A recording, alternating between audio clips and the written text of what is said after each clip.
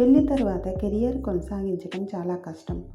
కొనసాగించినా కూడా స్టార్ హీరోయిన్గా ఉండలేరు అంటారు. తెలుగు ఇండస్ట్రీలో ఉన్న ఊహలను కూకటి వేళ్లతో సహా పెకిలించి వేసింది సమంత. అక్కినేని కోడలు అయిన తర్వాత కూడా ఈమె క్రేజ్ అలానే ఉంది. మార్కెట్ ఎక్కడా డౌన్ కాలేదు. లాక్డౌన్లో కూడా డౌన్ కాకుండా జాగ్రత్త పడింది సమంత. ముఖ్యంగా లాక్డౌన్ మొదలయ్యాక సినిమాలకు దూరంగా ఉంటూనే ప్రేక్షకులకు మాత్రం చేరువుగా ఉంది. సోషల్ మీడియాలో ఎప్పటికప్పుడు తన అప్డేట్స్ పోస్ట్ చేస్తూనే ఉంది. దాంతోపాటు ఇంటిపైనే గార్డెనింగ్ చేసి మరింత పాపులర్ అయింది. ఇది ఇలా ఉంటే ఈ లాక్డౌన్ సమయంలో సినిమాలను పక్కన పెట్టేసి బిజినెస్లో బిజీ అవుతుంది. ఇలాంటి సమయంలోనే డిజిటల్ మీడియాపై కూడా దృష్టి పెట్టింది సమంత.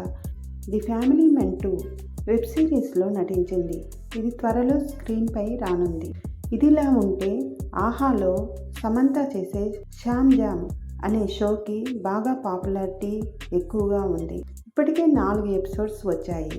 మరో 4 ఎపిసోడ్స్ బాకీ ఉన్నాయి. సీజన్ 1 కోసం 8 ఎపిసోడ్స్ షూట్ చేస్తుంది సమంత అక్కినేని. మాకు తెలిసిన సమాచారం ప్రకారం ఈ షోకి సమంత తీసుకున్న రెమ్యూనరేషన్ ₹1,00,00,000 దాకా ఉంటుంది. వినడానికి విచిత్రంగా అనిపించినా ఇదే నిజం. కేవలం 8 ఎపిసోడ్స్ కోసం ₹1,00,00,000 పారితోషికం అందుకుంది సమంత.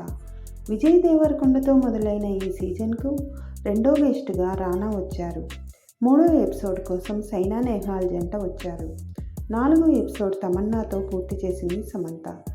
ఇప్పుడు రకుల్ ప్రీత్ సింగ్, తర్వాత చిరంజీవి, తర్వాత అల్లు అర్జున్ వస్తున్నారు.